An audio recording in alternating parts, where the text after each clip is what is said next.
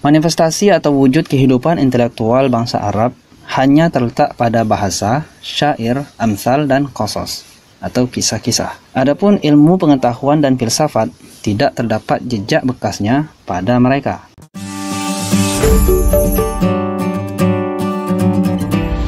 Terdapat dua faktor kuat yang memiliki peran dalam pembentukan tabiat akal suatu bangsa.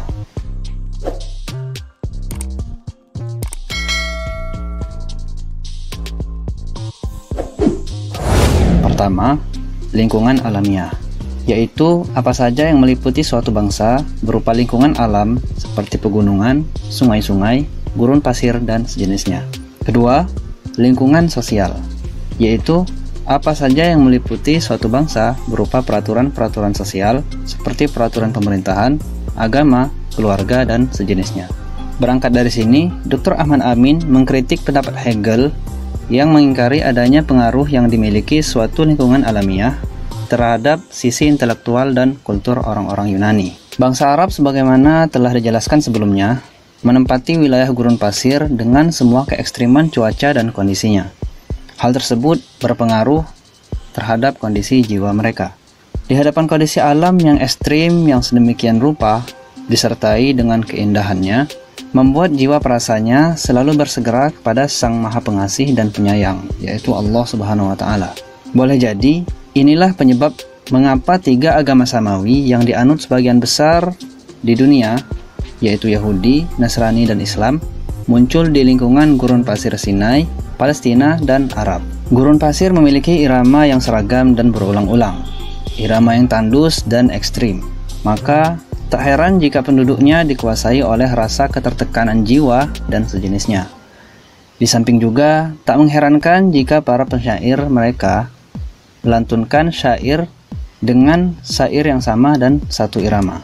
Karena gurun pasir merasuk dalam jiwa mereka dengan satu irama, sehingga mereka melantunkan syair dengan satu irama pula.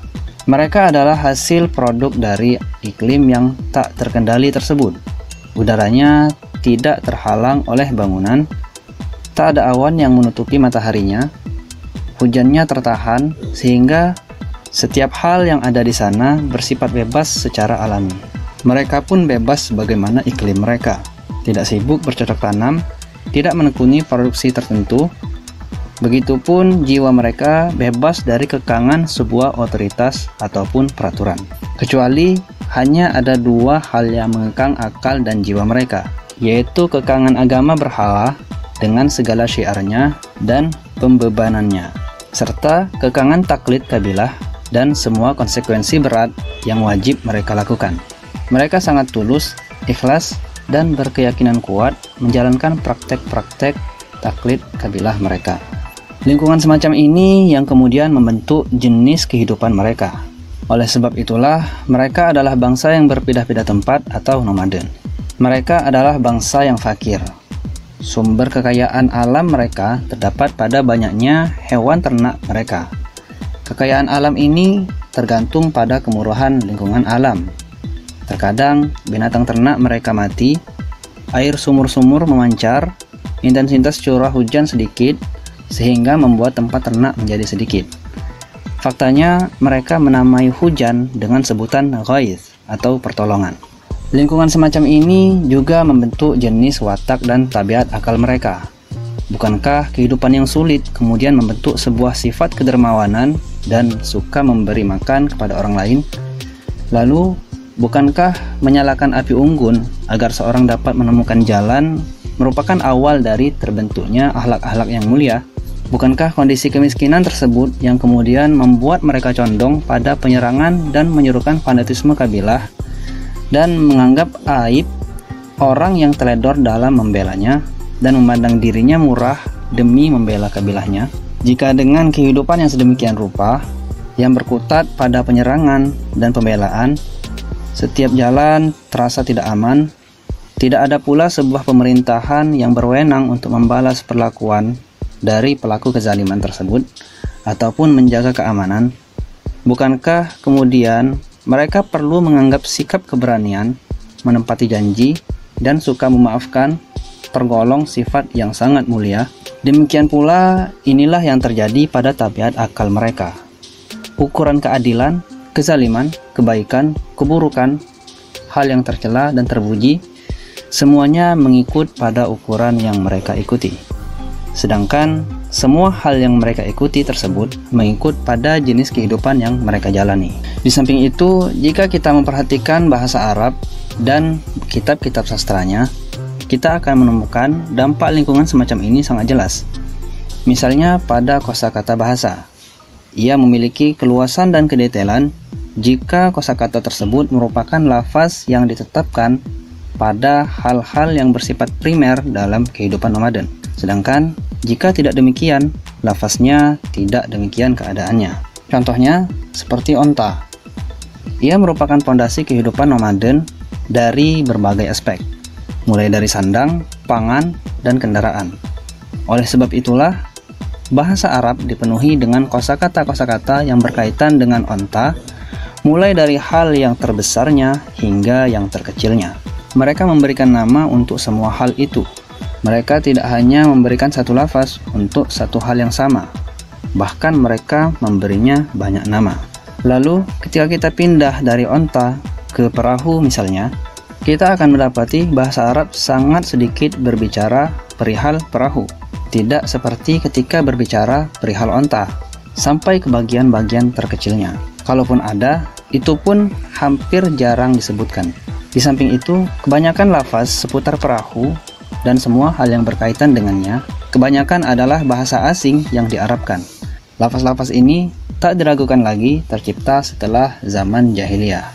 Begitupun halnya pada hal lain seperti perbandingan antara lafaz-lafaz yang berkaitan dengan gurun pasir dengan lafaz-lafaz yang berkaitan dengan lautan. Cukuplah menjadi argumen terkuat dalam hal ini dengan adanya kitab bahasa seperti Al-Mukhassis karya Ibnu Sidah yang menghimpun lafaz-lafaz yang ditetapkan untuk satu hal yang sama. Ini dari segi materi. Dalam segi maknawi, juga kita akan temui bahwa lafaz-lafaz yang berkaitan dengan kegembiraan, bersukaria, bermain, dan bercanda lebih sedikit jika dibandingkan dengan lafaz-lafaz yang berkaitan dengan kesengsaraan, peperangan, kesedihan, dan kecelakaan. Hal itu dikarenakan tabiat lingkungan mereka menyebabkan semua hal tersebut, karena ia merupakan lingkungan yang gersang dan sengsara, bukanlah lingkungan yang subur dan penuh kenikmatan. Begitupun ia juga berdampak pada syair dan imajinasi syair mereka.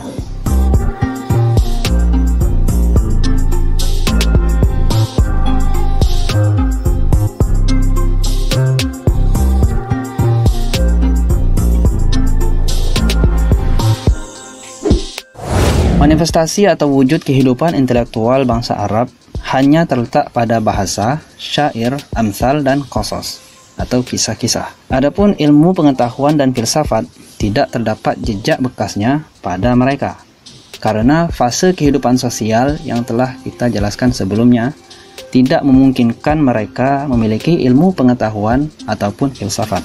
Benar, mereka memiliki pengetahuan tentang nasab, tumbuhan, langit atau astronomi, sejarah, dan kedokteran. Tetapi keliru jika menganggap semua itu dinamakan ilmu. Berangkat dari sini, Dr. Ahmad Amin mengkritik Al-Alusi dan yang lainnya yang berkata, di antara ilmu pengetahuan mereka adalah ilmu kedokteran, ilmu tumbuhan, ilmu astronomi. Sehingga membuat kita menyangka bahwa orang Arab jahiliyah memiliki ilmu pengetahuan sistematis disertai dengan fondasi dan kaidah-kaidahnya. Karena pada dasarnya pengetahuan yang mereka miliki tak lebih hanya sekedar pengetahuan dan pengamatan sederhana yang tidak absah disebut sebagai ilmu pengetahuan atau yang menyerupainya. Adapun kaidah-kaidah dan penelitian sistematis yang dinamakan sebagai ilmu pengetahuan belumlah dapat dicapai oleh bangsa Arab jahiliyah. Pengetahuan mereka terhadap hal-hal tersebut hanyalah pengetahuan yang didapat dari tajribah atau pengalaman yang bersifat tidak sempurna. Kadang suatu waktu benar, di saat yang lain bisa salah, dan hanya dapat bekerja pada sebagian orang saja. Dan hal tersebut diwariskan dari nenek moyang mereka, seperti pengetahuan dalam kedokteran, tumbuhan, dan astronomi. Begitupun tidak ada jejak atau pengaruh aliran filsafat di kalangan mereka. Berangkat dari sini, Dr. Ahmad Amin mengkritik pendapat seorang peneliti syair Arab yang menemukan filsafat intuisi atau yang terbesit sekilas di dalam hati dalam suatu syair, lalu mengira hal itu merupakan aliran filsafat.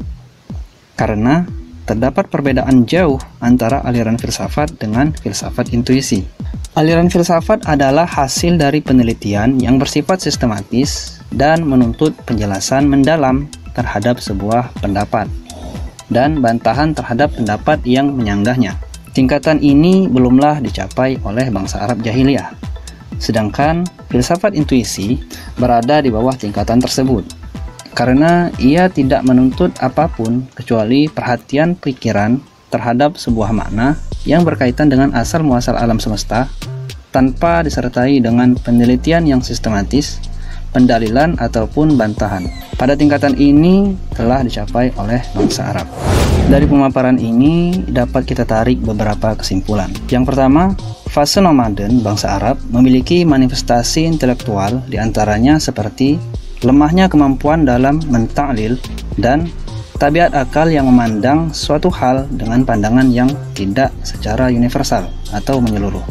Yang kedua, manifestasi intelektual ini tidak hanya terjadi pada bangsa Arab saja, tetapi merupakan fase yang dijalani oleh setiap bangsa yang berada pada fase nomaden dalam prosesnya menuju fase kematangan dan peradaban.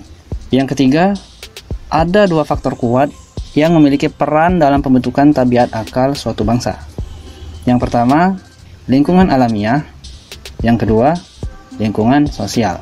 Yang keempat atau yang terakhir, selain itu, kedua faktor tersebut juga merupakan penentu jenis kehidupan suatu bangsa, watak, nilai-nilai, serta kadar keluasan dan kedetailan bahasa, baik dari sisi materi ataupun maknawi. Sahabat-sahabat sekalian, itulah pemaparan resum kitab pada pembahasan kita kali ini beserta kesimpulannya. Jikalau teman-teman memandang video ini bermanfaat, silakan like dan share video ini. Jikalau ada pertanyaan ataupun masukan, silahkan tinggalkan komen di kolom komentar. Jangan lupa juga subscribe dan nyalakan lonceng notifikasinya agar tidak ketinggalan update-update video terbaru seputar Al-Quran, sharing kitab, dan dunia literasi. Sekian dulu video kita kali ini, nantikan pembahasan selanjutnya pada video mendatang. Sampai jumpa dan Assalamualaikum.